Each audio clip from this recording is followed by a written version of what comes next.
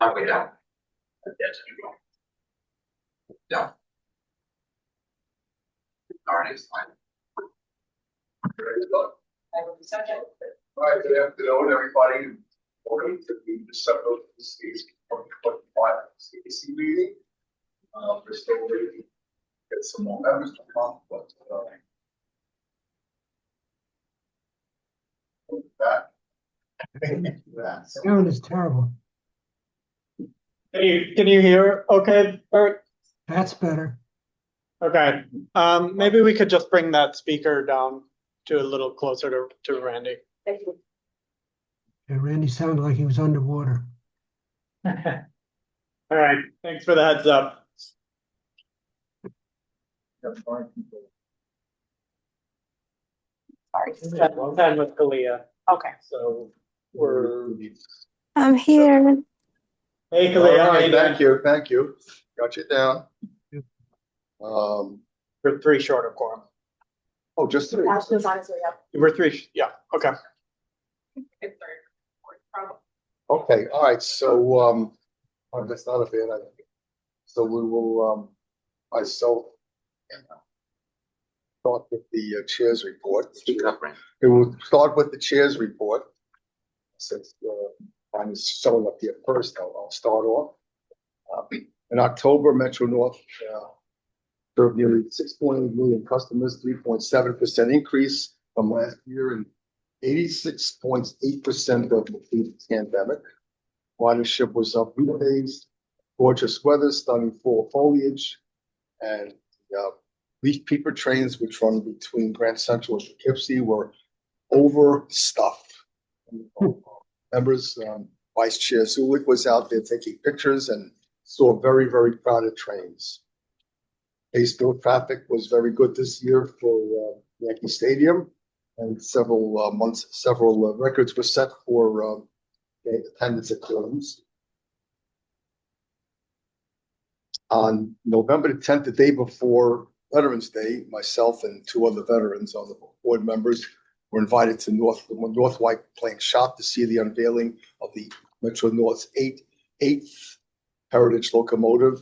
This one honoring veterans across all services, from Army all the way to the Space Force. I attended the ceremony, the annual ceremony at Grand Central Terminal on Tuesday, November the 11th, with my daughter and my grandkids, and they always like coming to that. The holiday fair is opened in Vanderbilt Hall, and I've been there a couple of times.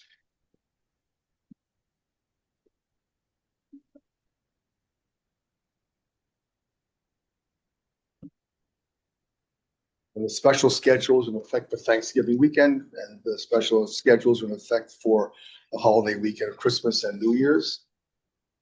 The holiday lights train, they have now a diesel electric version of it that can run in a non-electrified territory.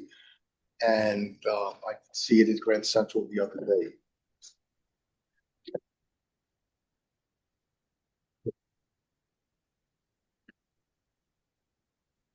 So it's all in the, I'm not going to spend time going back and all that stuff. So I will, we're all the minutes, we're all distributed, so I'll give them on time to, yes. Andrew. Oh, not Jerry. Oh, Jerry. Okay, Jerry. Alrighty, the Long Island Railroad Commuter Council's December report. As many of you have heard, the Long Island Railroad is dealing with a time card abuse situation involving 36 employees. Duplicate ID card to use to swipe employees in and out on many occasions when said employee was not actively on site. These employees, who are still technically on the Long Island Railroad payroll, are facing disciplinary action.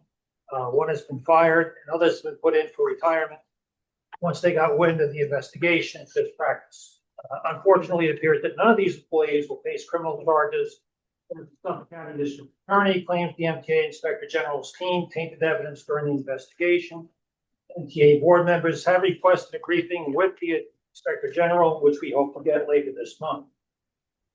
SWAG, the Station Working Advisory Group for the Penn Station Revitalization, resumed meeting in November and was given a briefing on the tentative project timeline. We have been assured by Andy Vibert, project Chief Executive Officer, that the Long Island Railroad Concourse, which was renovated recently will be left untouched. Amtrak has informed the MTA that the Long Island Railroad would need to reduce service at Penn Station to allow for Metro North to begin Penn access in 2027 in hopes of avoiding a delay until 2030. This is a major red flag as the Long Island Railroad opened the necessary slots for Metro North with the opening of Grand Central Madison. That, of course, was based on the assumption that 4 East River tunnels would be available. This declaration by Amtrak indicates that they are behind schedule on the East River tunnel restoration work, which is taking 2 tunnels, one at a time, out of service for repairs. Station revitalization work continues throughout the Long Island Railroad system with substantial completion of projects at Hollis and St. Albans, while the major renovation of Babylon Station is still on schedule. He's on her way out. And the closed Long Island Railroad operational metrics continue to be outstanding for 2025. The ridership has now exceeded 90% of pre-COVID numbers on a regular basis, and on-time performance has been consistently around 95%. In addition, the 60-40 split between Penn Station and Grand Central Madison riders has been attained, and that's it for this month. Any questions or? Okay, lots to talk about. Many people are complaining that they have Omni issues, and as we're getting closer to the deadline, these have to be fixed. Now, Cubic has had shutdowns of the system for 2 different weekends while they worked on issues. You could still use your card, but you couldn't load or unload or do things on your accounts. Hopefully, this is going to happen. This is going to all be fixed before January 1st. I won't go into the swag meeting because Jerry did that. St. Albans, Long Island Railroad Station is now fully accessible, which is great news. There are over 745 R211s in service now, primarily on the A, B, C, and G. I understand the D train will be getting them. So the Bronx will be getting 2 lines then, the B and the D. There are 115 new buses in service already. I haven't gotten the opportunity to ride one yet, but I hear they're wonderful. There has been additional service provided on the A and the L lines, mostly in off-peak, but in the L, it's also on peak. We have record paratransit ridership, which is wonderful news. And the feeling about the service is really high, too. And 94% is arriving within 20 minutes of the promised time, which has never been done before. So that's great news. The MTA has actually cut its operating budget deficit by $675 million over the next 4 years, which leaves a $160 million deficit in 2027, which is much lower than was originally anticipated and is probably much more easy to deal with. I'm sure you've seen in all the news and on television, the F and the M swap is almost upon us next Monday between the hours of 6 a.m. and 9:30 p.m. On weekdays, the F will use the 53rd Street Tunnel, which it used to use, and the M will go to the 63rd Street Tunnel, giving a lot of people, as Jano has pointed out, in the largest public housing project, Queensbridge, at the 21st Street Station, direct local service to many shopping opportunities along Queens Boulevard, including the big mall at Woodhaven Boulevard Station. So that's good news. It will be a little confusing for folks when they see something on the weekdays and then all of a sudden it's back to the way it was on weekends. Hopefully signage will show. That's why we really need real-time maps. We must move towards real-time maps. Crime continues to go down 14% compared to last October. And the B68, M57, and B60 buses are going to get ACE cameras, which should help speed up their progress. And if you haven't seen it yet, I advise everyone to try out the new capital program dashboard. It's amazing. It's a map of the system. You can touch a station. You can see what's due to happen there, how much it's going to cost, where the money is coming from. I mean, and who the contractors are. This is really wonderful news. So that's my report. All right, thank you. We're still shy one, right? Yeah. Randy, Karen has a question. Oh, Karen. Karen has a question for everyone. Starting with Randy, so when you were thinking about the station, the train being full to Poughkeepsie, I experienced that one weekend. It was great in terms of I guess, the ridership, but I was curious as to actual fare collection because you couldn't even make it through the car. Good So question. I'm curious, how much money are they losing when? My wife and I did that a couple of years ago. Yes, you're right. It's You did hard. what a couple of years ago? You beat the fare? Heavy road. We took a ride on one of the trains. Yeah, they've increased the service. Well, it happens. It's not only there. It's going to be anywhere with this. Even trains coming out of New York. When I go to Secaucus, sometimes they're so crowded they can't get through the train to collect the fare. So And I had a question about, oh, not a question, a comment. I just wanted to say thank you to all the construction crew, the Long Island Railroad that did the renovations at St. Albans. I had a chance to go to the open. And that makes me excited for Littleton and Lucas Bay. So, just wanted to say something positive. And my understanding is that the ridership has increased dramatically at St. Albans Yeah. recently, so. You can have like a mini parking lot. Yeah. It's a big deal. Thanks, City It Ticket. was fine. And then I don't want you to feel left out. right. So I've is- seen a lot of coverage. They're going to be ramping up fare, I guess, not collection, but action on the buses. And I'm curious, what happens when you get on and the driver's like, keep it moving, keep it moving? And so you don't pay because they want everyone to get on, and then later on, someone's like, Yeah, I don't think that's going to happen starting January 1st when Omni is everywhere. okay. That's when the fare inspectors will start the inspecting. all right. So we're going to go back to our agenda here. 1 minute late. Great honor to introduce our guest speaker, Andy Byfield, who I came to know when he was president of New York City Transit and was trained Daddy. Train Daddy. That was the next Daddy. thing I was going to say. Train Daddy. So here's Train Daddy. Who's now in charge of the transformation of Penn Station. So go ahead. Floor is all yours. No, he'll be on.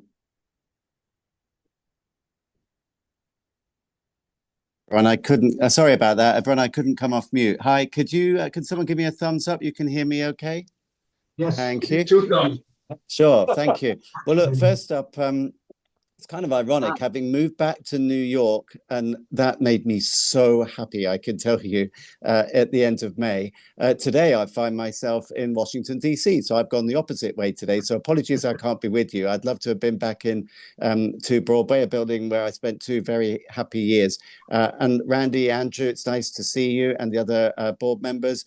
And a quick shout out to Chris and Debbie, to Kalia, lots of friends on the call. So looking forward to talking to you today about subject that's very close to my heart. New York Penn Station, obviously a subject that's very close to all of your hearts. So I came about this job because, in many ways, because of some bad news. We were working on, or I was working on the high-speed portfolio for Amtrak, and we were making huge progress, particularly on looking to get a high-speed route, dedicated high-speed route between Dallas and Houston.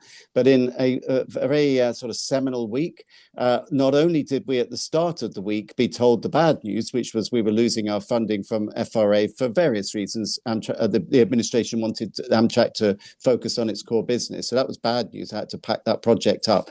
But in that same week, we were then told the good news, which was that Amtrak was being put unambiguously into the lead of the renovation and transformation, as I call it, of Penn Station. So I asked my chairman straight away, I want that job. Please, chairman, give me that job. It's a good excuse to move back to New York, but it's something I feel very passionately about, and I'm honored to be able to talk to you about it today. So if we could go to the next slide, let's take a look at, just remind ourselves of what we lost. That's what we lost. Some of you in the room remember it. I'm reading books about it. I've just ordered a book, actually, a photo book called The Destruction of Penn Station. It breaks my heart to look at that. That's what a New York station should look like. It's New York City. It's the greatest city on earth. That's the kind of station we should have. Now, we're very lucky, of course, we've got Grand Central and Moynihan Train Hall's nice, but that's what Penn Station should still look like. But, you know, alas, the wrecking balls came in 1963, knocked that down. I couldn't have been one of the operators of that wrecking ball. I would refuse to press the button. Who could do that? It was the most spectacular station. But we are where we are. And what I'm going to cover today is the golden opportunity that we have, if not to completely recreate what we had, but to create something of a similar style or of a similar grandeur, and to give New Yorkers back what they need and what they deserve, which is a truly iconic world-class station for their city and for the US. So that's the golden opportunity that is before us. Next slide, please. Before we do that, though, I just want to digress very slightly. You'll know that once I left the MTA back in 2020, yeah, I went over to across the pond. I went to join Transport for London, my old stomping ground. I always used to work for London Transport. And one of the many jobs I had to do was to open the Elizabeth line, which when I turned up in 2020 was still a long way from being completed. It had at least, as it turned out, 2.5 years to go. The stations were nowhere near ready. There was a lot of systems integration work. But the reason I put this up is that is a through running route. Trains don't now, if you want to go east to west in London, where you used to turn up at Paddington and have to get off the mainline train, get onto the tube, whether it be the Central Line or maybe chug round the Circle and get back on at Liverpool Street to go east. Now you don't have to do that. A new piece of railway was built in the middle of London to connect the two commuter lines either side. And it's had an incredible and transformative impact upon London. Look at some of those stats, 500 million. We're nearly up to 800 million trips now since opening. And the economic impact has been immense, 400,000 jobs. And not just in central London. Yes, there's been economic benefit to central London, but at lesser centres, smaller centres, places like Romford out east and Reading in the west. So what you see is that all these businesses, houses, popping up because through running as a concept shares wealth. It means that you're not just having a hub and spoke system where everything goes into one central station. You're sharing that wealth. You're opening up new journey opportunities, whether they be work opportunities or retail or leisure opportunities. And wouldn't it be great if in the future we could see much more through running at Penn? And that's certainly something that we're looking at. And I'll say some more about that in a second. Next slide, please.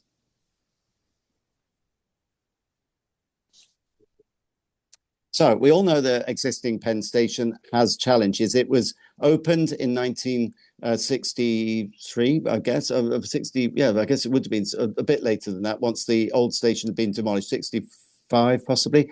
But anyway, it's built underneath Madison Square Garden. It kind of worked for a while. It's done its job, but it was built for 200,000 daily users, 200,000. It now handles 600,000 daily users. So it's 3 times the number of passengers going through today than what it was designed for. So no wonder it's really crowded. And you might say, oh, come on, Andy, you've chosen those pictures on a bad day. No, that's pretty much par for the course. Those of you out there who are NJT customers know that on your on your concourse, what's commonly known as the pit, it's pretty crowded down there when you've got a bunch of trains waiting to go. You've got those big heavy doors that people have to push their way through. Meanwhile, at surface level, the station presence really isn't what it should be. That, you know, New York Penn Station, it should be something that screams world class. And yet, many's the time I've stood at street level and people have actually said to me, excuse me, sir, where's Penn Station? Which is just incredible when you think it's actually right below where they're standing, but you can't really tell. All the entrances look different. Half of them aren't accessible. The place looks tired. We've got outdated systems in there. It's safe, but the systems are already on their last legs. And very confusing layout. You've got those 3 corridors, only one of which doesn't even go the full length. You've got different surfaces. The signage has had some work done to it over the years, but it really is in no way, shape or form worthy of this great city of New York. So this is what we want to do something about. On to the next slide, please. Now, there have been, to be fair, recent station improvements, and you can see some of those. On the left, you've got the work that Amtrak did, which was one of the station entrances. So a number of the entrances have been made not only more aesthetically pleasing, more obvious, but fully accessible. So that's good, but there's still a number that have not yet been done. Meanwhile, we've got the beautiful Moynihan Train Hall, largely serving Amtrak, but with some LIRR services going in there as well.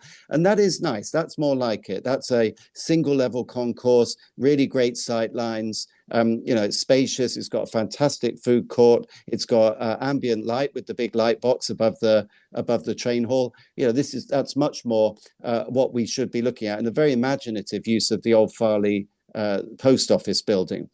I'm not going to say it's perfect. There are some things that I think we need to address, including seating and the provision of train information, but it is a lot nicer. And then bottom right, or on the right, sorry, you've got and Jerry alluded to it earlier, the fantastic corridor that the MTA, our colleagues at the MTA did, which is under 33rd Street, primarily serving the LIRR. Those are the LIRR trains that are served by that corridor. And I go in there pretty much every day. There's some great food outlets down there. It's brightly lit. There's some great event spaces. The signage is really good. The finishes are nice. There's an ambient light pervades through the concourse, or most of the concourse. It's really nice. So the last thing we're going to do is tear that up. It's beautiful. It's been done. There will be some work that has to happen abutting the corridor, but I've already said, as Jerry mentioned, we're not going to let that get torn apart. Next slide, please. So what are we talking about then? Some of you will know there used to be two projects. There was Penn Reconstruction, which the MTA was leading on, and Penn Expansion, which Amtrak, my company, was leading on. Reconstruction being, as the name suggests, to rebuild the station. Expansion, looking to build probably a new subterranean set of platforms. The plan was underneath what's called Block 780 south of Penn Station to accommodate in a stub terminal new trains coming in via Gateway in the future. That second element has been put on hold. It's not to say nothing will ever happen, but it's been put on hold while the FRA undertake a study on the potential for more through running, which I'll say some more about shortly. But then the reconstruction project, the output was good, the corridor under 33rd Street. I don't like the word reconstruction. It sounds unambitious. No, I think it should be transformation. It should be top to bottom transformation of every single aspect of the station, not just the bricks and mortar, not just the look and feel, but the customer service, the signage, the retail, the commercial, every single aspect of that station, every interaction with staff or every interaction with the facility, I want to be consistently excellent. So we've set out 5 objectives. Obviously, the place needs to be completely modernized. It needs to have vastly increased concourse capacity to handle those 600,000 people and climbing. Remember, Metro North's coming in the not too distant future. But I want there to be a single level concourse so that, a bit like Moynihan, you've got unimpeded sight lines so you can see where your platform is. The station is safe today. We wouldn't operate it if it wasn't, but the fire life safety systems need to be upgraded. And we definitely want to make the station operation more efficient. At the moment, we have 3 separate cleaning contracts. That's insane. We have all sorts of other duplication. We can definitely make the station run more efficiently within the existing station box. Plus, we've got to accommodate all those trains coming in off Gateway. That's item number 4, goal number 4. And ultimately, pulling it all together, which is why I use the word transformation. We want to deliver a world-class experience in terms of how you feel going through that station. If Japan can have it at the Shinkansen station at Tokyo Central, so can we. I want this to be in that league. I want to be as truly a world-class operation. So on to the next slide, let's talk about what the base scope is then of the competition that we're running. It's a P3 Master Developer competition. And you can see there, outlined in blue, the base scope of this Penn transformation effort. So what we're talking about is the area bounded by the existing Penn station underneath Madison Square Garden. But there's a little cutout at the bottom, which is the Penn service building, which is that beautiful building in the image bottom right. It's the only piece left of the old McKim, Mead and White station. And it houses some critical equipment in the basement. The rest of the building is criminally, basically falling apart, left to rot. We want to repurpose that building and bring it back to its former glory. What else? And bear in mind, normally in a P3 competition, you don't tell the bidders, you don't really give them many parameters, because you want the private sector to give you its imaginative and innovative ideas. But let's not waste each other's time. We don't want a multi-level concourse. We've already got one of those, and it doesn't work at all well. So we are saying, we're specifying certain things. Yes, we want to see all of the unrenovated entrances brought up to snuff. We want them to be fully accessible. We want a single level passenger concourse. Don't come to me with a proposal that perpetuates the multi-level. We must not forget our miracle workers, the back of house MTA, so Long Island, NJT and Amtrak workers who work in some pretty shoddy back of house accommodation. How they keep that station going when you see the little shoe boxes or rabbit hutches they're shoehorned into is incredible. So we want to give them state of the art, fit for purpose, modern operational spaces. I don't want to leave the train shed untouched. Even if we don't end up doing much through running, and I'll say some more about that in a second. Look, surely we must be able to do something about some of the pillars down there, the width of the platforms, and the fact that it's really hot. In some places it's quite dark. So definitely we want to see the train shed modernized. So that's the base scope. If we go to the next slide, though, we're also saying, back to my point about mining the innovation and the ingenuity of the private sector, we're saying to them, look, there are areas that you can, excuse me, pitch to enhance your bid, to make it financeable, to make it viable. So we're saying that you can make suggestions that go beyond that base scope outline that I showed you earlier, things that potentially include maybe some commercial development activity around the station, proposals that maybe include land not owned by Amtrak. Let's hear what you've got to say. And those that any of those ideas, though, that you do, where you do go outside the base scope, they must be feasible, they must be beneficial, and they must be reasonable in terms of the actual cost of those operations. So we won't be bound by any of them, but let's hear what the private sector has to say when we get the competition underway. Quick word on funding on the next slide. Project funding. We've been given already a $43 million grant to get this project up and running and to get the competition up and running. So, you know, in itself, and to any of us on the call, that's a lot of money. In the grand scheme of things, it really doesn't get you very much. But what it does get you is the ability to bring in advisors, and we've already brought in a number of advisors, and to design and launch a competition to get the master development procurement underway. Plus, we will be funding stipends for unselected shortlisted proposers, because we want this to be a competition that attracts the brightest and the best. So, you know, because people will incur a cost in putting together their bids, there will be a reasonable, not princely sum, but an amount nonetheless to recompense if they're unsuccessful. We are contemplating potentially some sort of availability payment to help bridge the funding gap, which is basically a fee that would be paid by the railroads to pay off the capital over and above what can be raised through public funding. I want to keep that as small as possible. So that's not a done deal yet. Just want to stress that, but it is a possibility that might be one of the ways in which we fund this. At the bottom, you can see we're going to go for the usual funding sources: TIFIA, RIF, grant, a mixture of grants and loans. Plus, we would expect the master developer themselves to do some upfront funding and financing to make this thing a reality.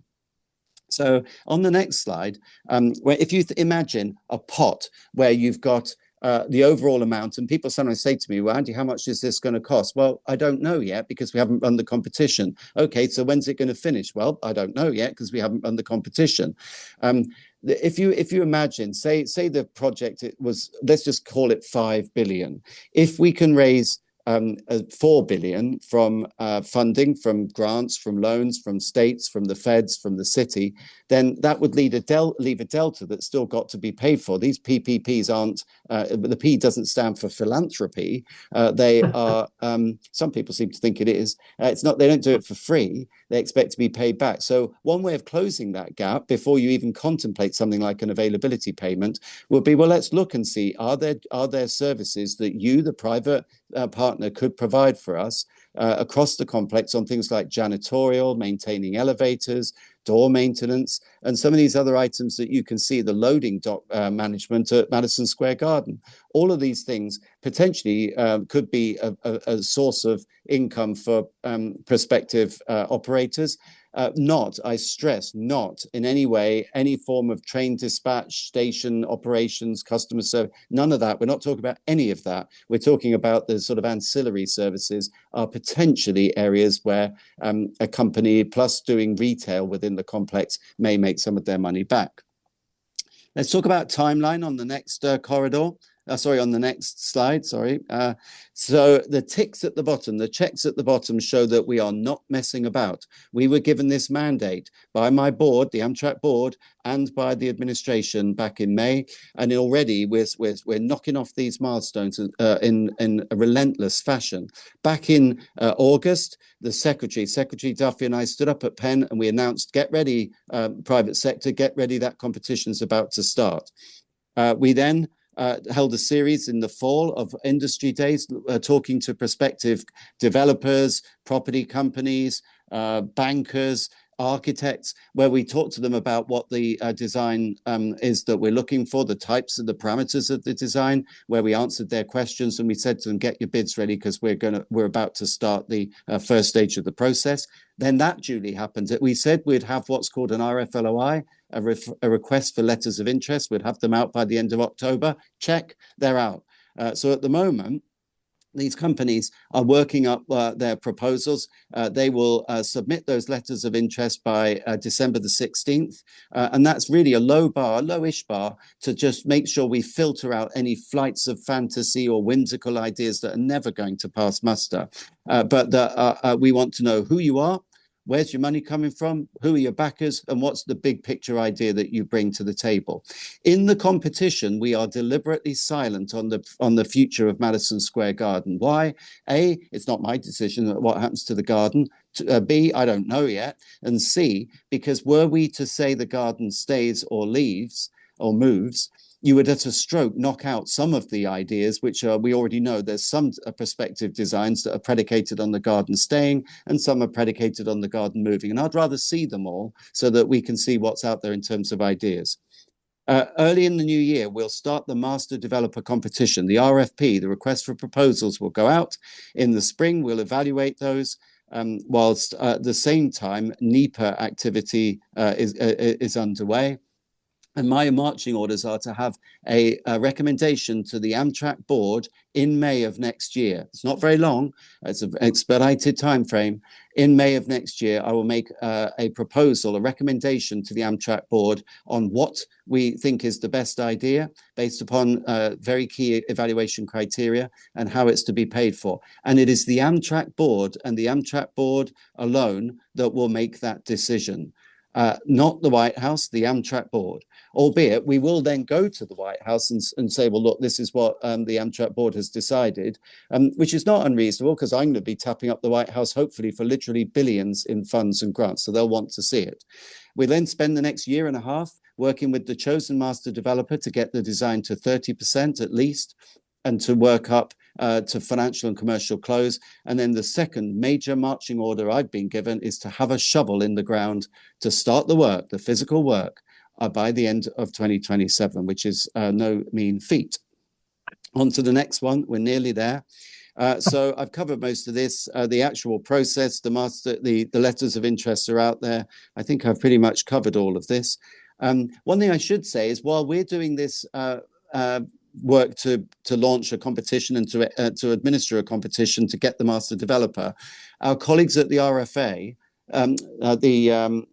what did I just say? Sorry, the FRA. I knew I got that the wrong way around. The FRA, the FRA, the Federal Railroad Administration, working with a consultant, are looking at the potential, back to that Elizabeth line example, of through running. How can we make better use of the existing footprint of Penn Station before we even countenance expansion? So expansion's not definitely off the books, but we want to see what could we achieve by better utilization of the platforms, maybe some changes to the platforms and to the switches and the ladders. What market out there, what latent demand out there is there for more through running, so that trains don't stop and go back from whence they came, which wastes time, keep going, spread the economic benefits, and we get more throughput through the station, so therefore trains can sit there for a shorter amount of time. Potentially you need fewer tracks, therefore you could widen some platforms. We shall see. On to the next slide, and I'm very nearly done. So I've covered that one. On to the next one, please. This is a highly complicated political and stakeholder environment. You name it, they're involved. We've got the MTA, we've got NJT, New York State, New Jersey State, myriad politicians on the west side, community board members, city councillors, Congress members, state senators. We've got Vornado, a big property company, have an interest.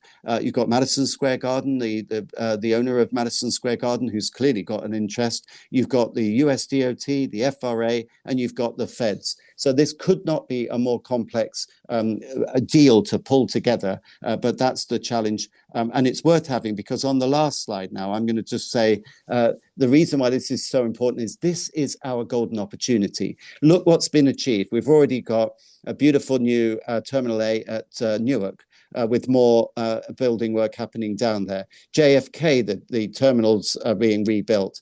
You've got LaGuardia, which looks spectacular. I came back after COVID. I couldn't believe what a difference that was.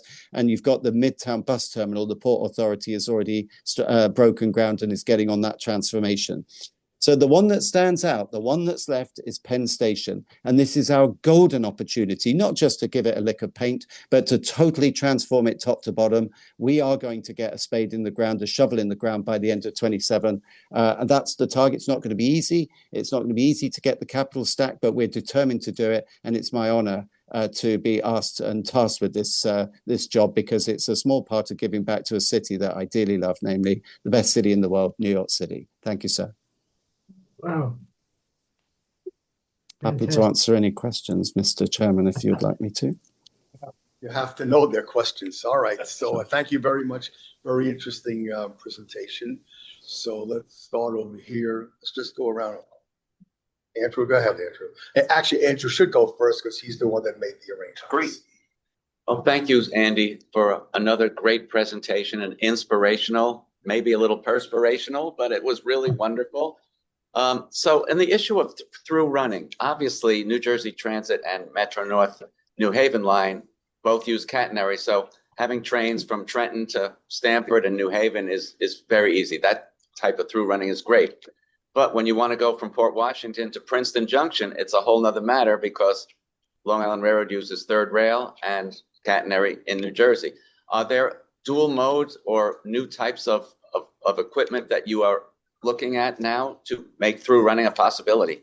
Well, Andrew, good question, and one I've been asked several times. This is one of the main parts of the FRA's study. They're not only looking at what potential markets out there and city pairings, they're looking at the practical implications and the practical problems that would have to be overcome: union agreements, new stabling facilities for where the trains go, because they've got to turn around or be stabled somewhere. But also critically, as you've said, the traction current arrangements, catenary and third rail. But these days, 2025, there's lots of very, very, very clever locomotives out there that can do dual or even tri-mode.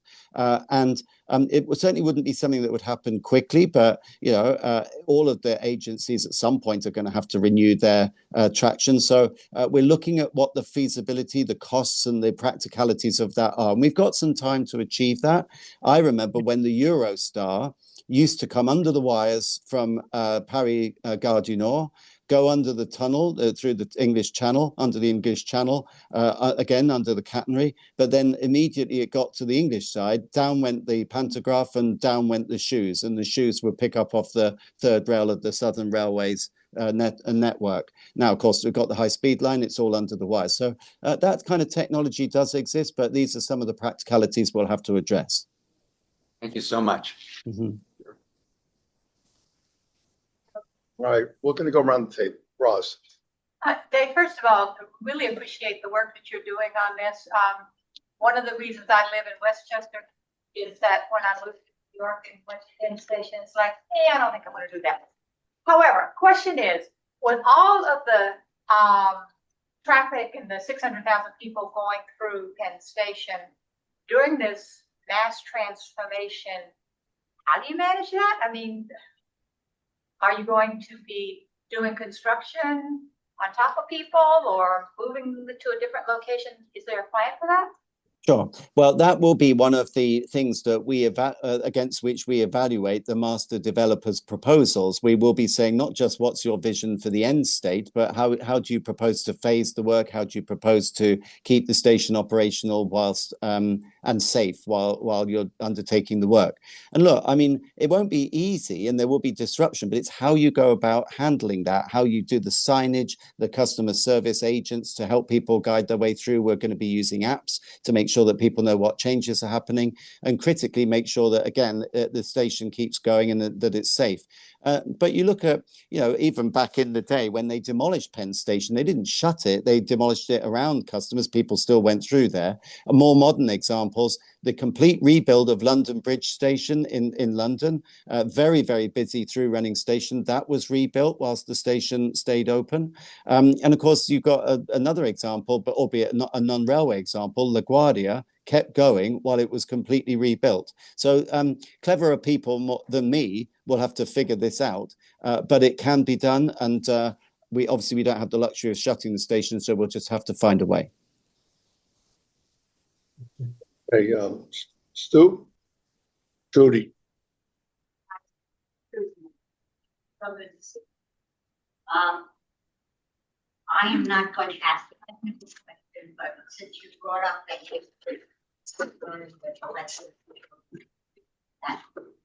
Ma'am, I'm really sorry. I really can't hear you. You're cutting in and out. Sorry. That's great. That's good. We're bringing the microphone. Okay. Oh, okay. Let me try again. Hi, That's Andy. better. Hi. Trudy Mason. How are Hey, you? Judy. I'm very well, ma'am. It's nice to see you and hear you again. Yes. One of my friends in London doesn't let me forget that we have now stolen you twice. And I said, that shows that New Yorkers know what they're doing. Anyway, you brought up that you were having conversations with with various elected officials and whatever. Obviously, you know that we just had an election and there is a new mayor who in just 1 month from today will be sworn in. So I wonder if you have had conversations with him, and did you have conversations with the sitting mayor and the sitting borough president? Because there are a lot of changes that will happen as of January 1st. And how is that affecting, or isn't it affecting, the work that you outlined? That's the kind of world we live in. Most certainly. Well, look, great question. I mean, the one thing I'll say by way of preface to my answer is, I've not yet met anyone who said, what's wrong with Penn Station? Leave it as it is. I like it as it is. Leave it alone. Everyone is pretty unanimous that it's not good enough. It's suboptimal. It needs to be addressed. So that's good. We're starting from a position where everyone agrees that something must be done. Where it gets more tricky is that there are many disparate opinions on what it should actually look like. In other words, what the solution should be. So I've had discussions with the existing administration, the Adams administration. I've talked to to city officials. I think I know where they're coming from. I haven't yet had the opportunity to meet with or talk to the mayor-elect. I think I should let him get his feet under the table first of all, but certainly he will be a key stakeholder who will certainly have a view, the city being in charge of permitting. In the same tone, I need to get to speak with the new Governor of New Governor, Jersey. no, the governor-elect, yeah, Governor Cheryl over the river in New Jersey. I'm very, very keen to meet with her. I have spoken with Governor Hochul. I have met multiple West Side officials, including the borough president and the incoming borough president-elect Hoyman Segal. Who else have I met? Pretty much you name it. Congressman Nadler. I'm holding now a monthly meeting with elected officials. Plus, we've reinstituted, as was mentioned earlier in one of the updates, we've started up again, resumed the SWAG meetings, the Station Working Advisory group, which is formed of something like 45 different organizations. So I'm committed to transparency. You saw how I operated at Transit. We will keep New Yorkers and their elected officials and other officials apprised throughout this process. I thought you would be. I just wanted it to get on the record. Sorry. One question. Chris? It's not a question, it's a comment. Hi, my name is We gotta get this over. There's one over here. There we go. I'm the Brooklyn rep on the Long Island Railroad Commuter Council. And I'm very supportive of through running and also all-day frequent service, like a Elizabeth Line or a Thames Lake type service in New York. So as these obstacles arise, I just want to remind you there is support for this and interest in this. Building on Andrew's question about fleet, I'm curious if you have any vision or ideas on potential governance or convening structures for how we could get cooperation between the railroads to find these innovative fleet solutions that you point out. I know there are technical solutions, but is there a need for a new sort of structure to get all the railroads regularly sitting down with each other to coordinate their purchases? Well, what I'd say to that, and thanks for the question, is there's no question that we all have to work together. I always think it's a terrible look if railroads are squabbling amongst each other. We're supposed to be all serving one customer. I'm blind when it comes to customers. I don't see someone as not my customer if they don't happen to be on Amtrak. They're customers, period. And they're people who want to get to and from work. They want to get to and from home. So we should be serving that common customer.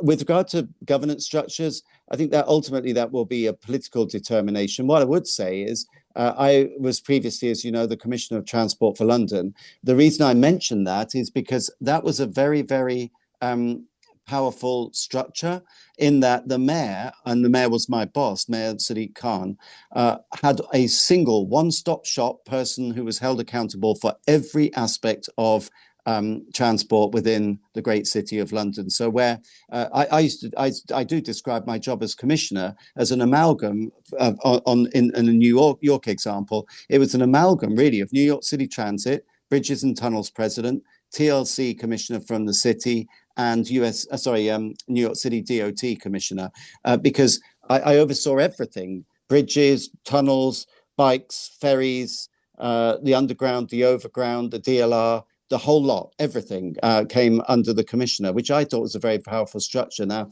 that's above my pay grade to determine whether we should have something like that in New York. But what I do know to your question is we must work together for the common good, which is to give New York a truly world-class transit system across the whole tri-state, but also to serve the customer. Thank you. I was just curious about the 34th Street tunnel construction and whether that's still on track and whether or not it would impede the transformation project in any way. I'd have to come back to you on that. My focus is purely at the moment on Penn Station itself. So I'd have to get a sit rep from the people who are actually overseeing 34th Street as a particular job. Sorry, I can't be more specific at the moment. Thank you. Mm-hmm. Hi, Andy, it's Chris. I know you can definitely hear my voice. I can. I'm going to make it one question, and Randy, I agree with you. Accessibility, you mentioned. What, where we see an accessibility at Penn Station is, thank you, Karen. The concern is some of these elevators I'm seeing, Long Island Railroad's in good shape. Jersey Transit not that so safe, and there are times Amtrak also goes out too. What is your plan on the future of accessibility? Period. I can tell you what it is, period. And Chris, great to hear from you, and thank you for the question. It is that we will make this station, Penn Station, the word I use is an exemplar for accessibility. Working with people like yourself and other reps, I don't want to just meet code through the complex. I want to exceed code. I want us to cover every aspect of accessibility. So not just physical impairment, but oral, cognitive, visual, the whole spectrum. Let's do the job properly. Let's make this one a role model, if you like. That's the reason I use the word exemplar for how it should be going forward. I'm convinced that we can do that, and that's surely got to be the objective.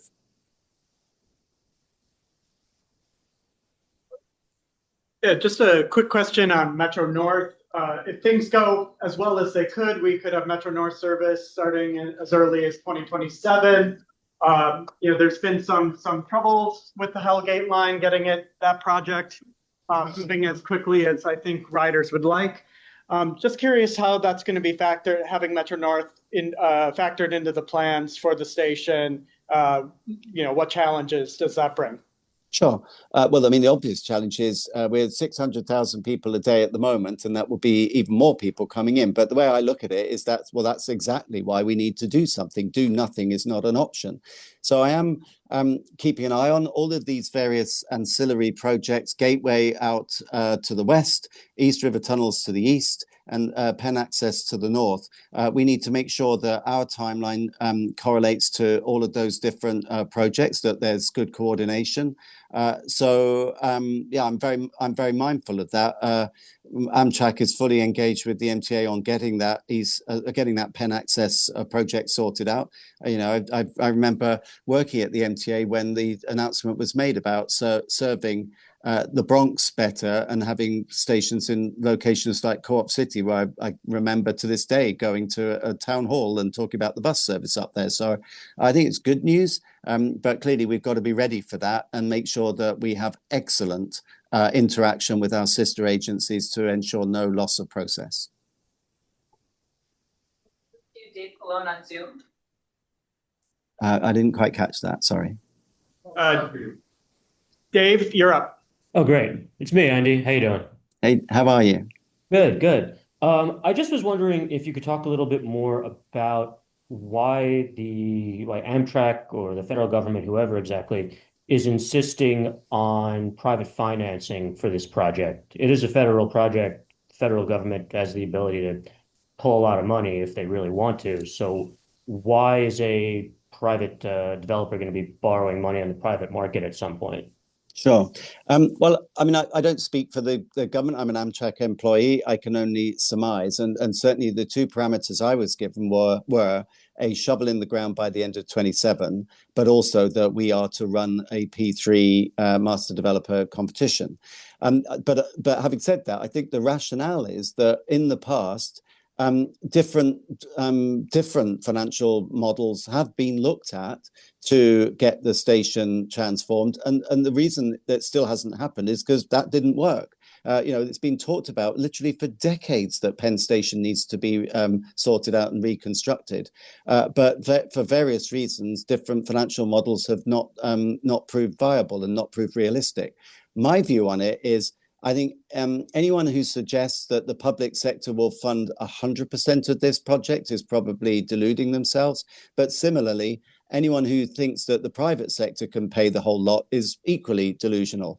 The sweet spot is somewhere in between, that there will be a hefty, and I'm talking billions, public sector funding element, but that will be topped up by, in the way I described in the presentation, that will be topped up by some upfront funding from a master developer who will thereby have skin in the game to get it done and get it done properly and get it done on time and on budget. And that they would then need to be made good for the money that they've spent. So I think that's really the answer. Different things have been looked at in the past. If it was as simple as saying, well, the government should pay for it, it would have probably already happened by now. It hasn't, and therefore we need to look at something different.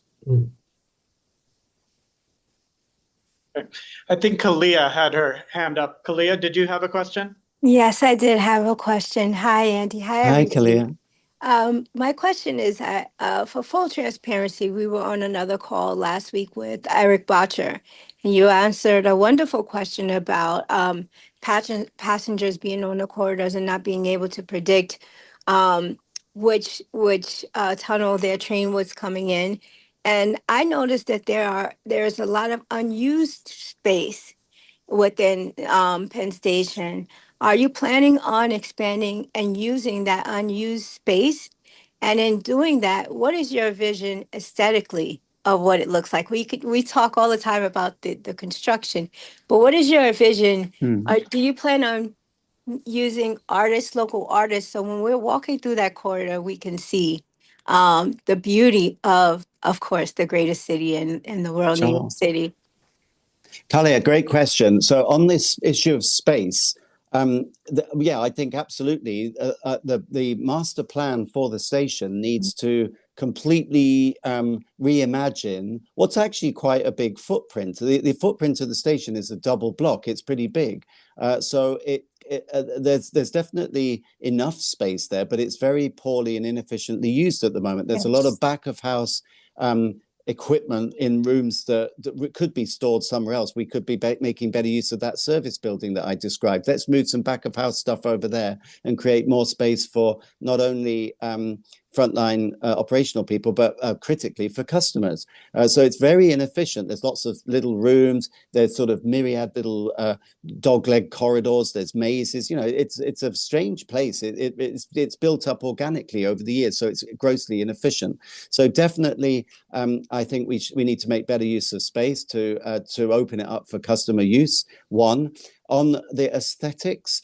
We've said to the master developers that they should all be mindful of the administration's executive order about the desire to see more classical form in design. But we've not interpreted that. We leave that to the private sector to interpret, because you could say, well, classical, does that mean rebuilding the old station? Maybe. Or does it mean a sort of modern classical version? Different people interpret that in different ways. What we do know is people sometimes say to me, but Andy, the function is more important than the form. Well, I think you can have both. You can have something that is exponentially more efficient and better and safer and better in terms of capacity, but can't you at the same time also make it more beautiful? And definitely I would love to see, and I'll certainly support, lots of local art installations. Let's make this thing truly breathtaking. And just one last thing I wanted to tell you, that, one of the things in terms of accessibility is not having so many multiple levels where we have to use that middle elevator. So when you talk about having less levels, it creates a greater amount of accessibility, especially for wheelchair users on the platform. So if you could find a way to eliminate that middle mezzanine somehow, that would create open up accessibility better. Sure, there's definitely a way, and that's why we've said don't waste our time, please. Let's not waste each other's time, bidder, with a new or perpetuated multi-level concourse. We want a single level concourse, not least because it will mean that the station is just intuitively and inherently easier to use. It is confusing down there. I've spent a lot of time in Penn Station of late, just literally walking around. If you go there, you'll see me walking about. What am I doing? I'm trying to imprint a mental map of that station, and it's actually quite difficult. Each time I think, right, so open my eyes, right, here I am now. What's up that escalator? I still get it wrong sometimes because, you've got those 3 corridors and then the various cross passages. It's got to be simplified, and we'll find a way to do that. Thank you, friend. Mm-hmm. Nice to see you. Should we move to Deborah or just? It is 1 o'clock. It's 1 o'clock. Yeah, it is 1 o'clock. We do have a couple more hands raised if you have a minute. I think Deborah was next. Hi, Andy. It's Debbie. Hi, Debbie. Hi, Andy. I want to tell you, this is the question. It's a question / when I came back from Albany to do my statewide, we always purposely, Chris and I took the later train because it's so crowded in the Amtrak part that it was hard for even the staff to help me get through just to be able to leave the station. I hope you can do things to make, because we were coming back with people who had visual disabilities, and we had the hardest time finding or doing anything because the crowds just overwhelmed us because it was so big and so overwhelming for people with not just, physical. I mean, yeah, I use my walker, but people with visual, even hearing, we can't figure out where to go and what to do, especially when the train brings us in at 6, 7 o'clock. I hope you can work on that. Yes, you can use me to test. Anytime you need, I volunteer because I understand, but there's something that has to be done because it's very frightening for a lot of people with different forms of disabilities. Understood. And the root cause is that station now is handling 3 times the capacity for which it was designed. And yes, we've made some improvements to the signage. It's still nowhere near good enough. I don't think there's more to be done. And I'd like to think we can deliver some quick wins as we really get into this project. We don't have to wait for 5, 6, whatever years it is for the end product. It would be nice if we could sort a few things out. I mean, one of my personal things I would like to sort out, because it's just not good enough, and Randy will back me up on this. What kind of a railway station is it where half of the clocks don't work? We're going to sort that out, I can tell you. It's just not good enough. So there's lots to do. I agree with you, Debbie. Lots to do. Thank you very much. So good to see you. Likewise. Bye. Thanks. We have one final question from Jason, who seems to be on the move. Hey guys. Hey Andy. Hey Jace. One simple question. If the project starts in 27, do you how long or how many years do you think that the project will take? Okay, Jason, great to see you. Good to see you out on the subway as usual. It's an impossible question to answer at the moment, my friend, because it all depends on which project we choose. If the project, for example, involves moving Madison Square Garden, building a whole new garden, and then building behind it, that would take a certain amount of time. If it's a rebuild in situ with the garden staying put, that will probably be a different amount of time. So we'll keep you posted until the competition wraps, and that will be in May.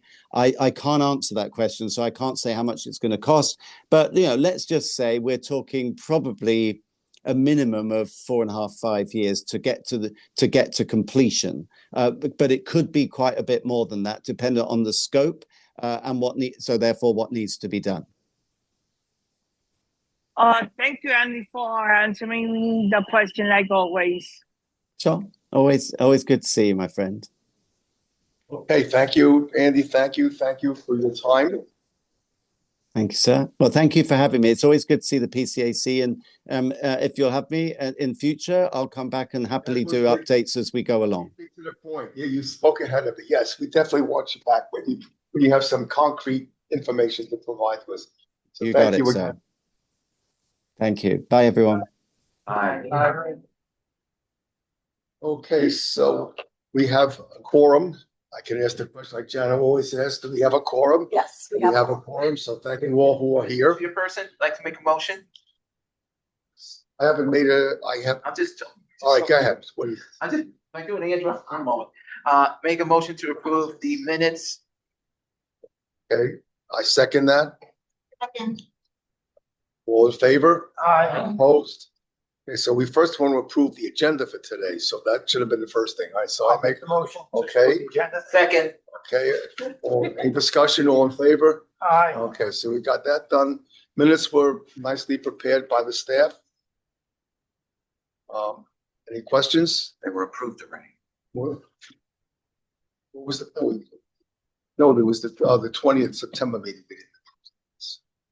That's what it says. All right, 4 minutes. I'll modify that to make 4 minutes. You did say all minutes. So we're all good then. Okay. We have to vote now on the PCAC bylaws. Who wants to take the lead? We don't have 2/3 officially attending, so we cannot vote on the bylaws. Wow. We have a quorum, but we need two-thirds is required to make a change. We're Stuart? gonna have discussion about it. Yes, we can have discussion. Oh. Great. Sure. So, like we were doing in Transit Writers Council meetings, those two acronyms at the beginning of the document, there's Yeah. a reference to the official name of the council with the abbreviation, the Writers Council. Right there. Yeah. Okay. 26. Other observation, the chair of the PAC. Right. We're starting off a certain point.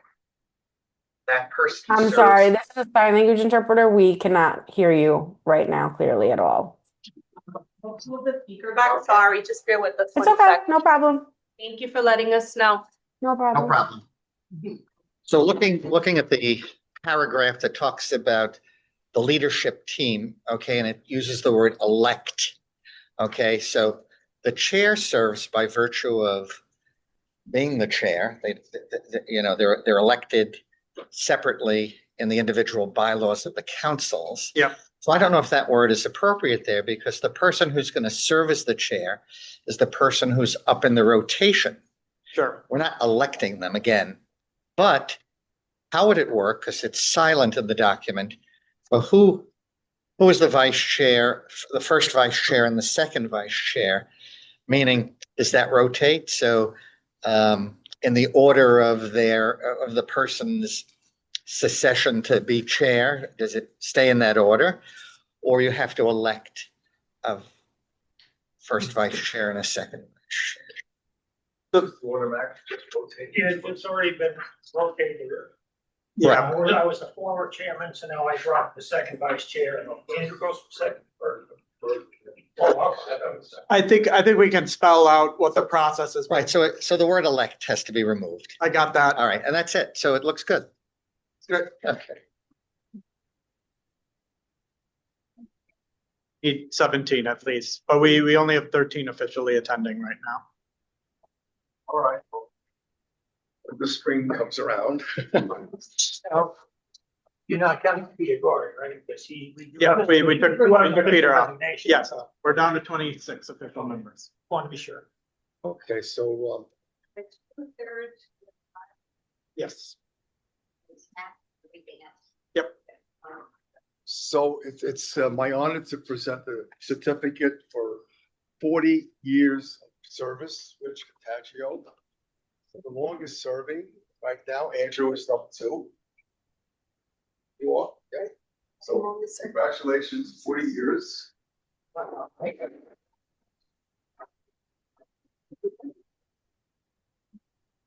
can get a picture.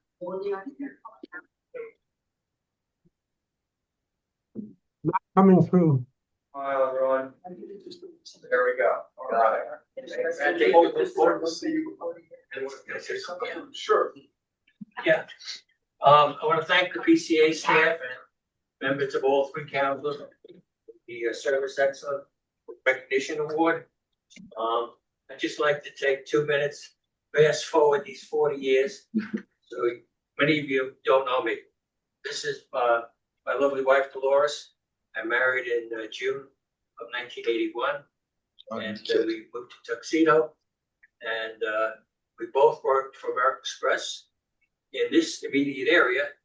So there was no train service in Tuxedo at the time. So we had to travel 8 miles down to Suffolk.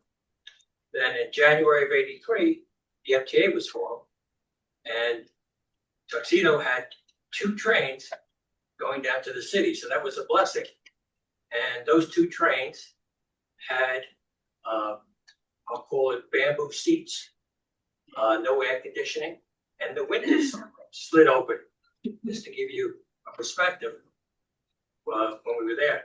And then years later, service increased, and today we have 12 trains. So that is a big accomplishment, I think, for Orange County. And I want to thank everybody here, because everybody was involved in service. And then I'd just like to say, people ask me what motivates you to be on this council for 40 years.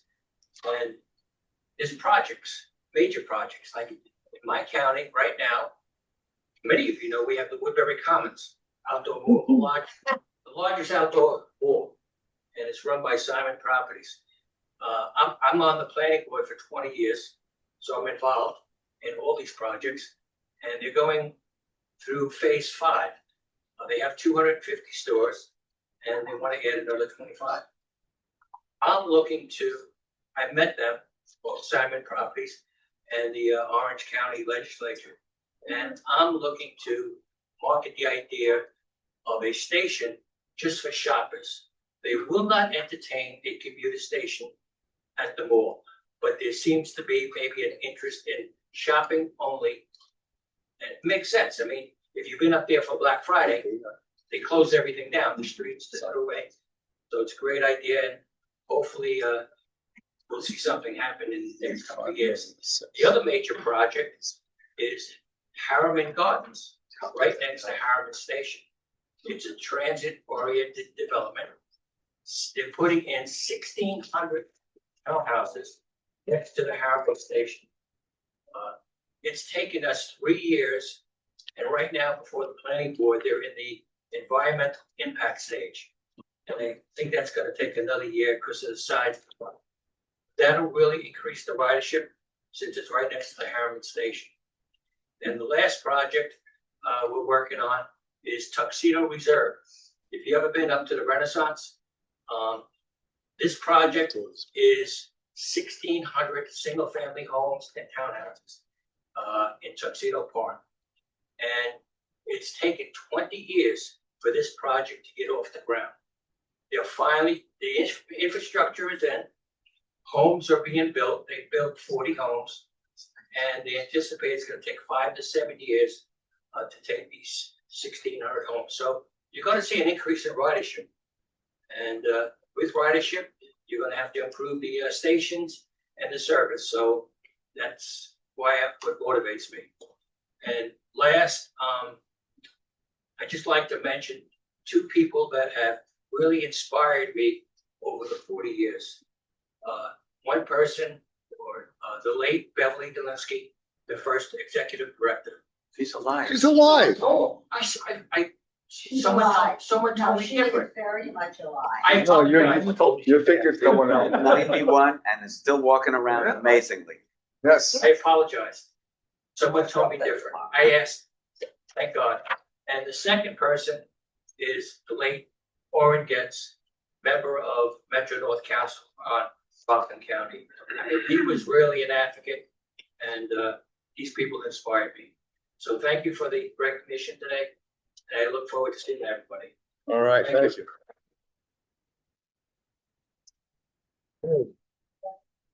All right, so Associate Director's report.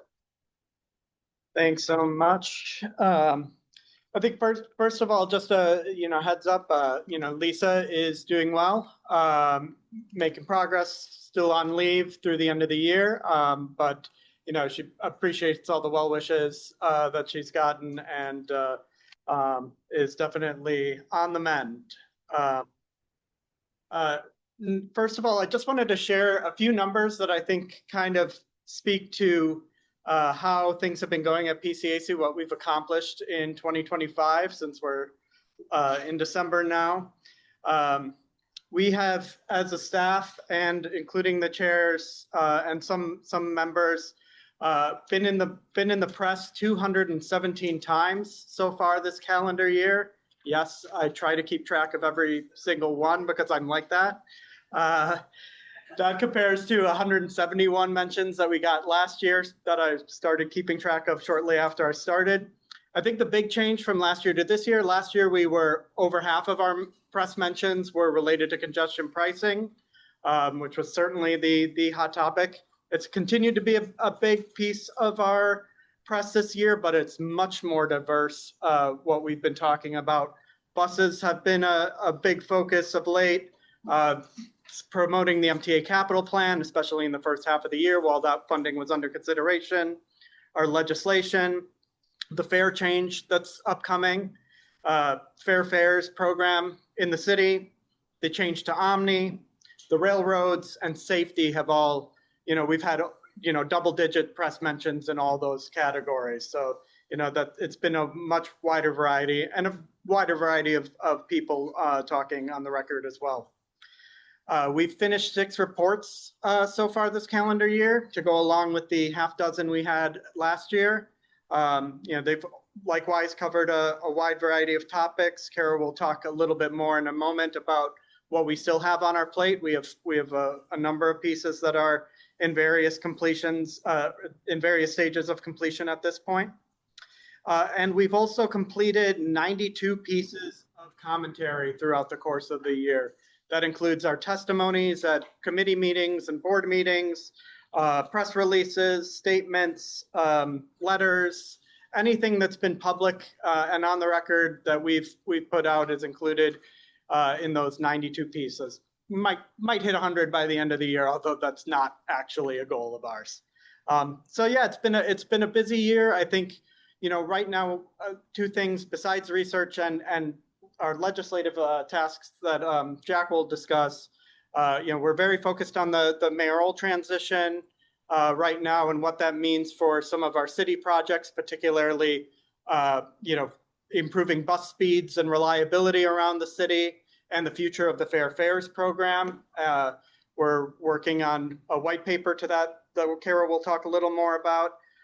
And we're also very focused on the fare increase, which will start on January 4th, and all the policy changes that are happening at that time as well, and making sure those are well communicated to riders as they go into effect in the new year. So, Kara, do you want to talk about research? I'll start with the report that we most recently released, which is a joint report with the NYPIRG Strap Hangers campaign, released in November.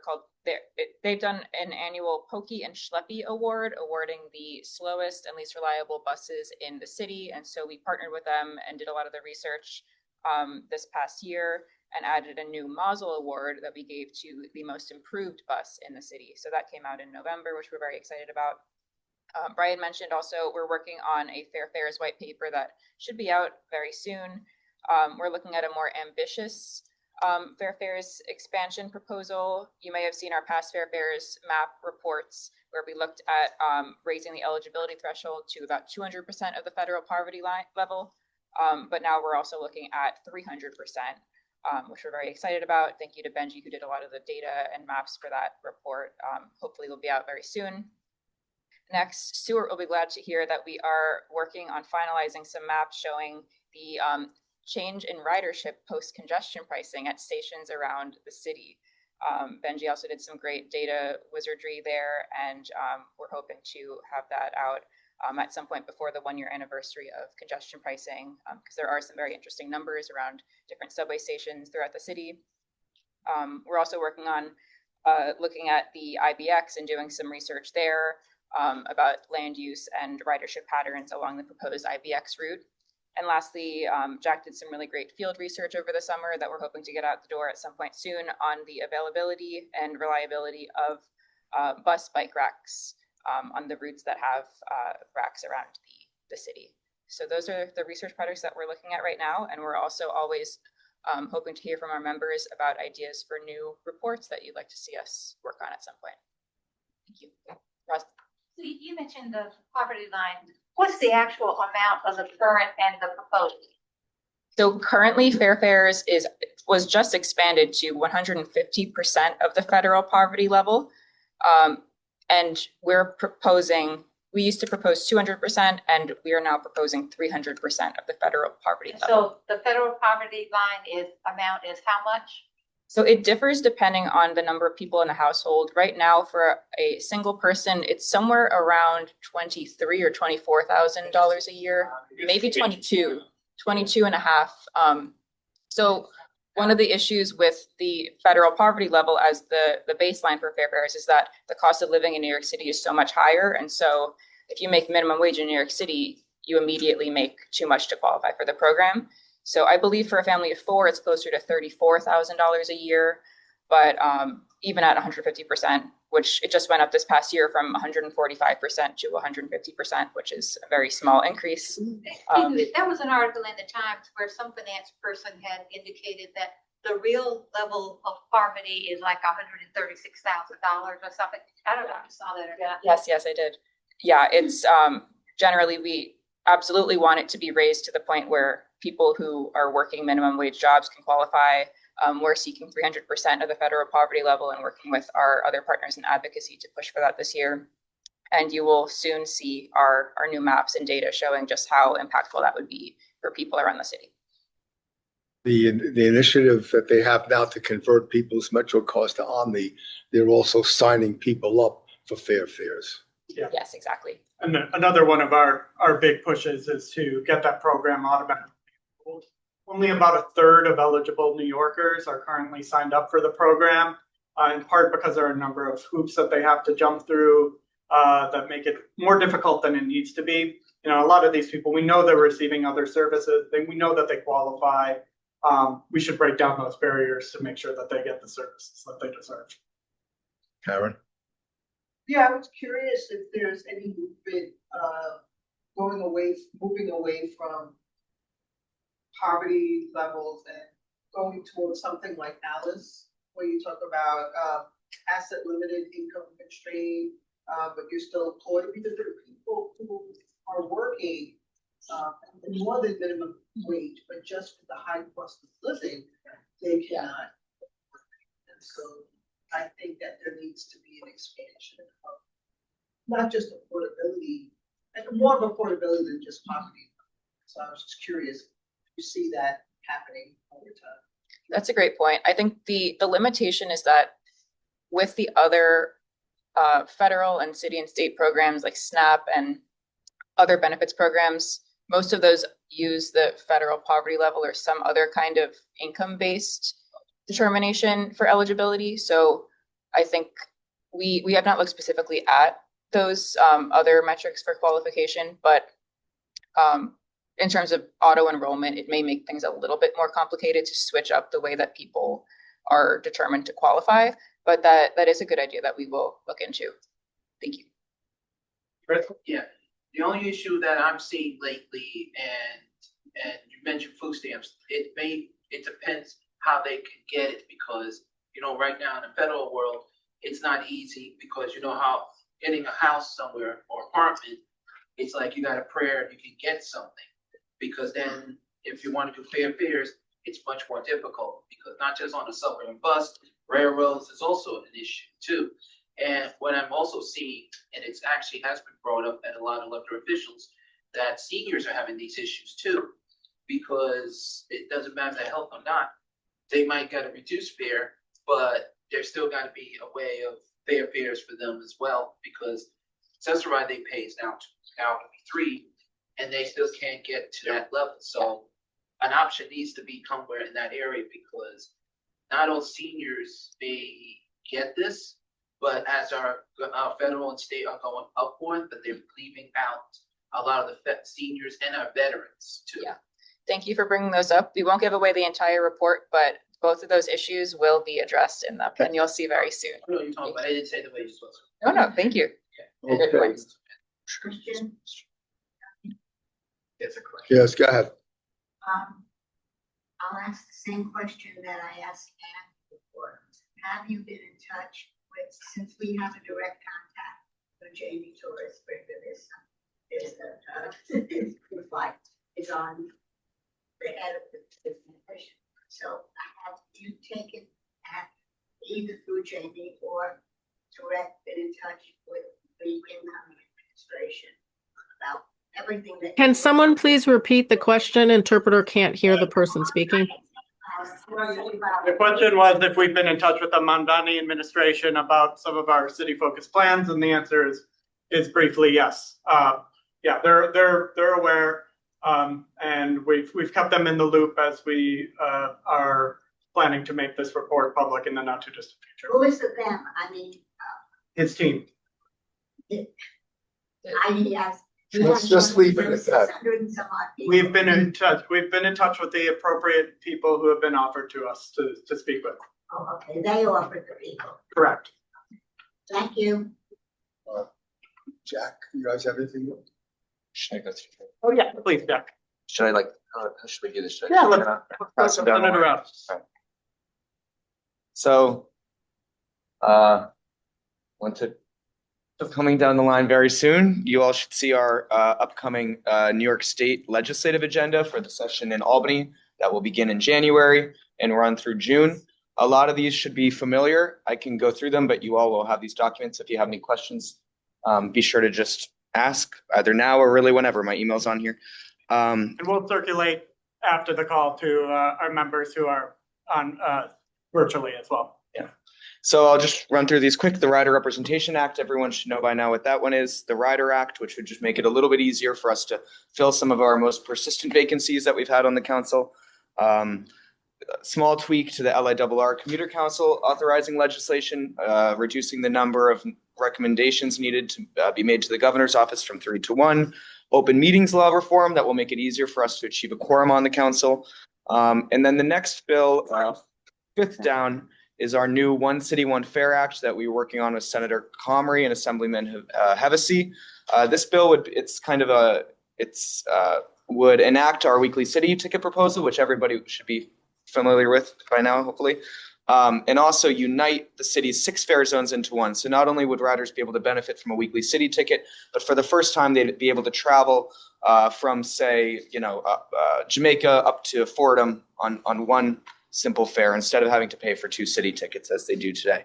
The next is the Ride New York Act, with the goal being to just, especially in more rural and exurban jurisdictions where there are a lot of different transit providers that don't always line up, to help have the state and work more with those providers to have things just basically line up more. I mean, Randy and I were just up west of Hudson, and you get off and you've got Metro North ending, and then you've got Coach Lines USA, you've got Hudson Link, you've got Transport of Rockland, and they're all kind of on different fare systems. Though, of course, Transit of Rockland is free at the moment.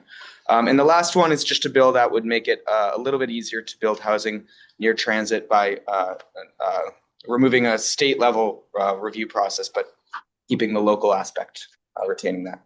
Yeah.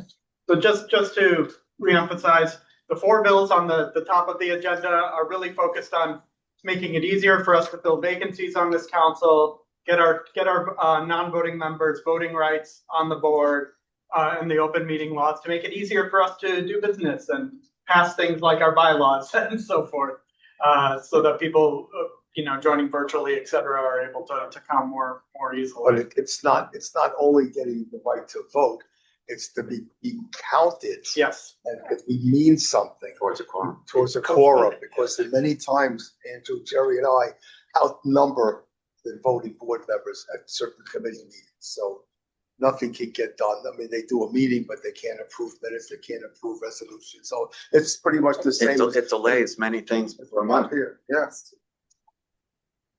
So. Do we want to talk about the meeting dates for next year? Yes, go ahead. Did you have something? No, you guys made them up, so. Have we circulated them yet? No. Okay, we will do that then. Following the meeting, we have the meeting dates for the coming year. I will note that PCAC, the next PCAC meeting, will be the second week of March instead of the first. I believe it's March 12th, so the Thursday. So slight change on that one, but otherwise they follow the typical schedule. And you've checked for MTA meetings on certain dates so that we're not in conflict? We're not in conflict with any board or committee meetings or any major holidays. You'll see. Yeah, I'll send it out after the meeting. Yeah. So, are we gonna ever get the bylaws approved if we need 23 people and they don't show up? I guess my thought is, one, either we wait for legislation to be passed, or we reach out, help, because I mean, frankly, if you gave me 7 people and their addresses, I could go on Google and say, okay, you can enter that address as your public place. And to get the bylaws passed, just for this one meeting, we could reach out to people who don't RSVP. Yeah. I mean, you only have 4 meetings a year. You've told me when March is. I'll put that in my schedule and I'll schedule around it. I think that's a great idea, and we'll try to be a little faster with reminders. It's not, yeah. If you can just get we would have had enough if everyone who is attending virtually had given us an address. So. And I don't think people realize how easy it is to do that. Yeah. Well, I just want to say that we had a conversation in our meeting last month. So I'm just gonna pass this down. Yeah, I can't hear you. Don't turn it off. Just the power button. That there was some safety and security considerations, and so some people may not, if they're at home, of course, they don't want to give their home address, if they're traveling, and what's an acceptable public space. So, if you're at the library or something, maybe that's fine. That's exactly my point, that because I am often on Zoom, my Zoom address is a hotel lobby. It's public, there's safety, and that's my point. I don't think everybody realizes that you don't have to be at a library or, because you don't want to give your home address out. I certainly don't encourage that. It's not a publicly accessible location. I do have a question, Brad. No, why are you moving it? That's right. I'm right here. They can hear me. There is one thing that we did bring up last week as well, is a person who cannot travel because a motorized wheelchair or the elevator is stuck because they cannot come, because it is actually in section 504 that if the person cannot come because the elevator is being replaced, or a person's disability or accessibility equipment, because I don't want to leave out seniors, so I'll use the accessibility, that they cannot attend because that equipment is not working and they cannot leave because they're stuck. So that should be also, because I did check that for you, Brian. Yeah, that's correct. Yeah, we read the same thing. Yeah. So. What about proxy votes? Yeah, I have a question. That is a good question, Marisol. We have You do that for elections. for elections if they're not able to come in. Whether or not that's the city law. Yeah, that's a great question, Marisol. I don't know the answer off the top of my head, but we'll look into it for next time and see if that might be a possibility.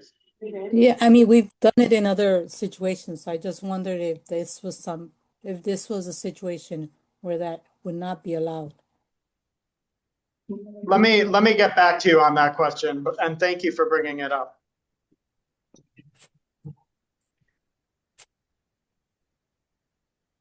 Go ahead, yes. Just commenting on Marisol's point, I think if for that, it would have to be specifically referenced in the bylaws, what conditions would qualify. It is. Yeah. It is. I think we can. Yeah, it's in Article 4, Section 4. Proxies may be voted as what the current language is, only if the person giving the proxy specifically designates another member to the executive director the particular issues to be voted upon, in this case, the bylaws, and their position to be taken. That's it. Question on that, what you just said.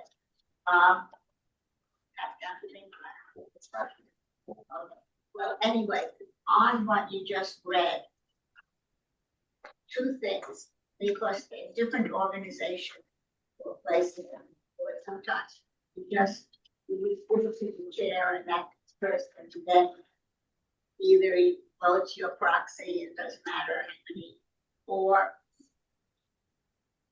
you can designate a person, but what you just read doesn't make it clear either or maybe it's both, that when you say you're giving a proxy to whom, I don't know. It says another member or the executive director. Well, maybe that should be clearer, or maybe the executive director ask the executive director. I mean, I think it may be making it clearer that you designate when you do a proxy, not either or whatever, but you designate who you want to carry your proxy.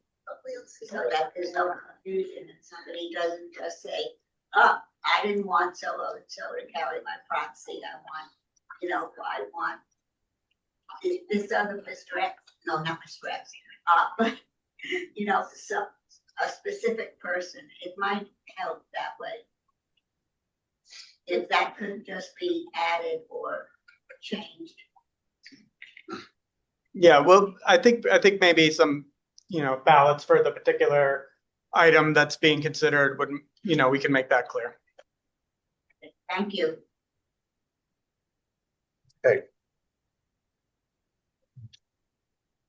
All right. Yeah. Yeah. Before you move on, I just think we should take a moment to recognize the contributions and the continued commitment of the staff and the interns who supported the organization. Of course. As the year's coming to a close. Okay, so move. Yeah, particular shout out to Benji and Henry, who have been with us the entire year and done some really fantastic work, both on the research side of things, also helping us with our advocacy and, everything we do. So, I really appreciate both of them and all the work that they have done. Thank you. Thank you. Also, shout out to Brian, who's kept the candle burning. It's been absolutely Yeah. up to the plate. Yep. Sure. That's why you would show them. All right. Is there any old business? Okay, any new business? I have new business. Okay. As we coming in to the end of this year, there is one project I think this relates to all because Jerry, you and I thought this idea when we were at Deer Park. Help point. Yeah, not just the help point. Some of the platforms we see, there's holes in them as well, and I'm just concerned of the safety of both railroads because not everyone puts them in. We always have to encourage everyone to please put it in so they let us know so they can fix it ASAP. I just think in the 2026 we should have a project about where safety for not just for accessibility but everyone, because they always mention safety but they don't go out on the station safety as well. Because I see when we do the subways, like Andrew and I mentioned the other day, when we see something, we put it in. But when you going out on the railroads, we see there's holes, no one puts it in. They just walk right through and don't even pay attention. And I'm not blaming the MTA on this. I'm blaming more of the customers who really knows if you see something that's not safe, it needs to be, brought to attention. Okay. Everyone, it's Kalia. Can you hear me? Yep.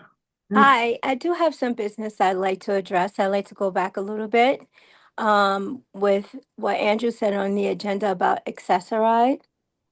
I think I brought it up the last meeting that we had, that we need to revisit paratransit. I know myself, and Chris, we've all been singing the praises of Accessoride for a long time. But some really serious issues have come up recently in the community. And I think it's really important and it's essential that the policies of Accessoride be revisited and possibly be revamped. For full transparency, one of the really serious issues on how parents with disabilities travel with their young children in car seats. I brought this up with leadership and I'm bringing it up again now.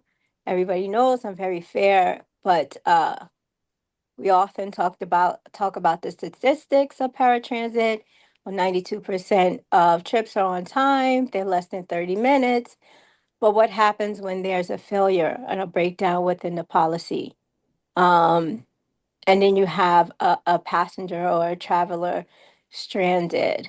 I think we need to bring one of my favorite people, Rachel Cohen, back into one of our meetings and have a conversation about some of these policies and the lapse there is and the re-education that needs to happen. it's been a long time since I think that they've revisited the policy. And what I have gotten is, oh, it's very difficult for us to change policy, for us to review the policy, or what have you. And that's absolutely unacceptable to me. So I think that we all should consider the conversation around private transit, and it's not just about statistics.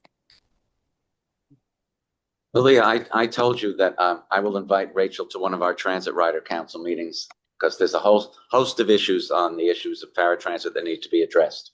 Oh, thanks, Andrew. I will do that. Yes.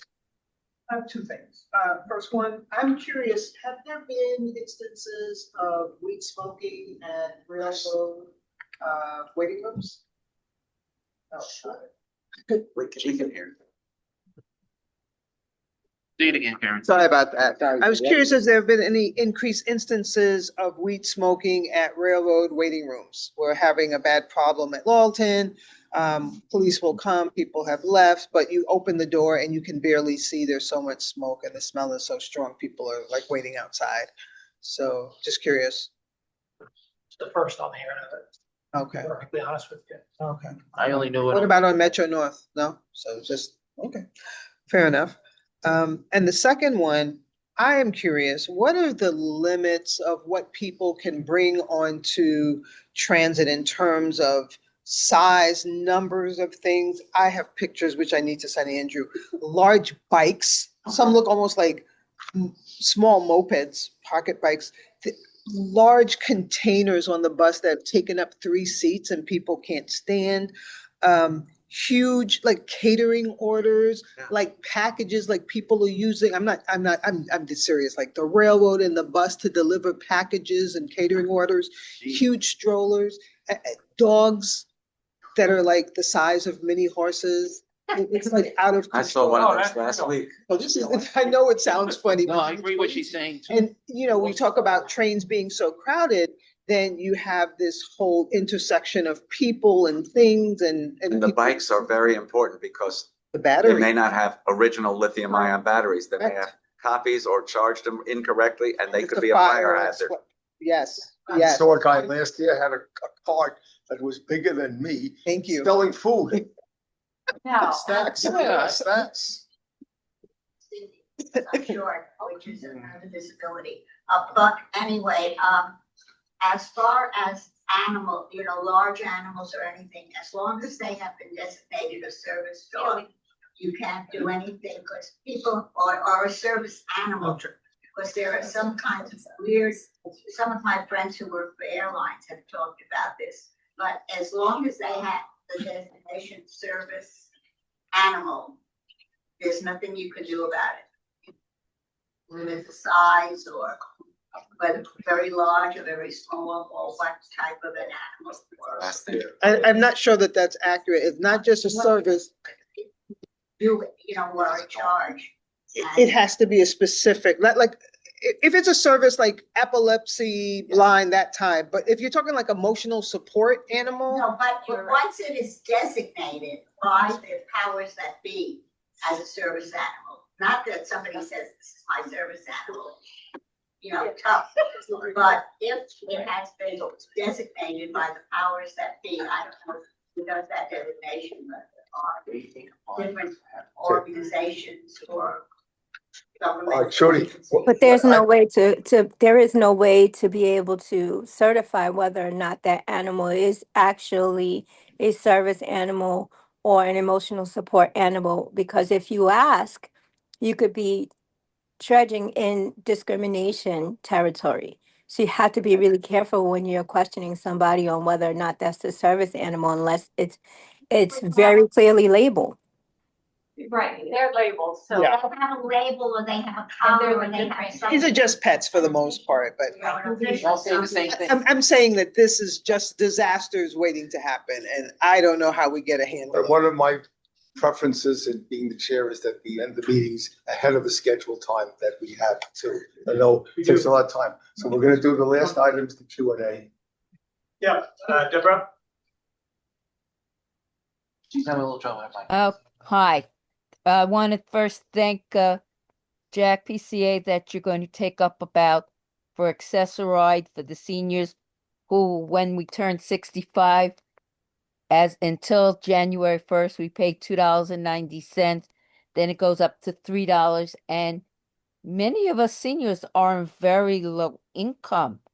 And they didn't, and de Blasio, when he put this in, did not take this into consideration at all. And I have been complaining for years about that because I feel it's very, very unfair to us. And Karen, and also when you're saying about people coming on with these gigantic shopping carts, I don't know how many times they've almost broken my walker. They hit me with the walker and I'm sitting in the correct spot and they tell me to move and I tell them, no, I'm not moving because these shopping carts, these are the humongous ones. And then they claim that it's a walker, it's a medical device. A shopping cart is not a medical device. So I'm really glad on my bus they're going to start more with the cameras too, because the driver tells the people you cannot come on with that. And all of a sudden they act like, oh, I don't understand English. And I know for a fact that if they told them we putting the bus out of service, they'll be the first ones to run up and say in English, I need transfer. So we need to work on this because this does hurt people with disabilities on the buses, even on the trains, because they come in the way they come in, they hit us. And it's not fair to us at all. Because before I used a walker or wheelchair, I could not bring a gigantic cart on the bus. I knew that. Yeah. So I don't understand what's going on. It's not fair to us. Yeah. Thank you for keeping the cost of paratransit for seniors and, graduating out of fair fares essentially on our radar. We've definitely heard you on that one and are including that in our list of apps, Deborah. And yes, you can use my name. I don't mind. And if you need me to testify, sure, I'll testify. All right, we'll let you know when the time comes. Just let me know. But also, I hope you do take on the, we have to do something about with these people come on, women come on, and some men, these humongous shopping carts. They've hit the wheelchairs, they hit the walkers.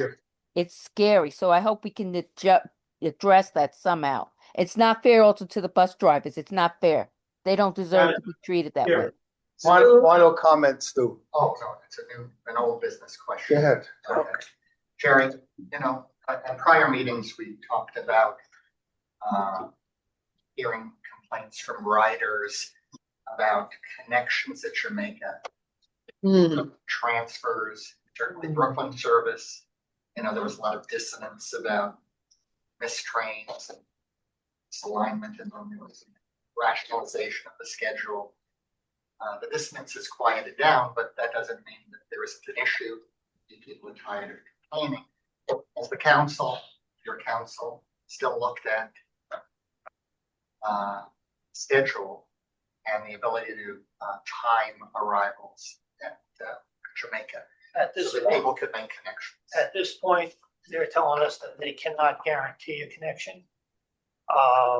But based on our complaints and our concerns, they are monitoring trains into Jamaica within a 3-minute time period versus the 6-minute standard being late.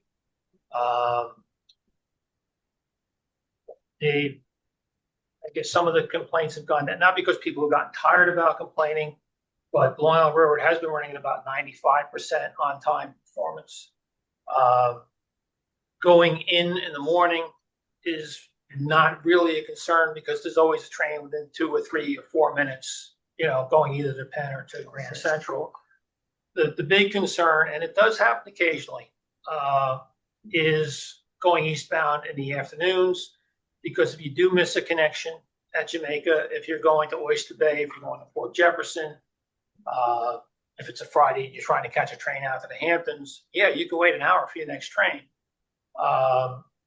Again, it's something we keep bringing up from time to time. How are you doing with this?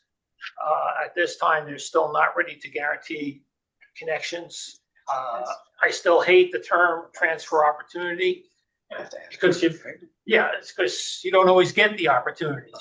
Right. It's something that we're keeping an eye on, but the complaints have been very minimal of late. But it does happen occasionally. Jerry, do you have an approximate finish date for the hall interlocking project? Not yet, no. Because that will fix a lot of the delays that are occurring. Yeah. Everyone's experienced east of Jamaica, how it creeps in and out. It's a major project that they, get rid of the Jamaica crawl. They're working on it. Yeah, oh yeah, no, they're not ready to say a final Final date, but date. they're That'll on help. schedule. They will tell you they're on schedule. Good. I see them working it when I go by there occasionally, but wow. So it is a concern that we're monitoring. Appreciate it. And any additional word on more through Brooklyn service in both directions? They've added some. But not a lot. I mean, basically, it's the up and over for the most part on Brooklyn service. Jerry, just thank you. There's been complaints about accessibility because since there's only one elevator on that track area, there has been a lot of the advocates have been asking the elected officials in that area to get a second elevator where the other drawbridge is, to be MTA's elevator. If we can follow up with that in the 2026.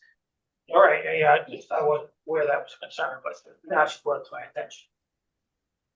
I mentioned to you a couple months ago, but me forgot. All right, so we'll follow. Remind me again at the board meeting, and I'll speak to Rob Free or whoever the appropriate person is. Someone from C&D, Hector. All right. So I will make a motion to adjourn. Second. All in favor? Aye. Yeah. Approved. I wish you all happy Christmas, happy Hanukkah, happy New Year. Look forward to seeing you next year. Same. Thank you.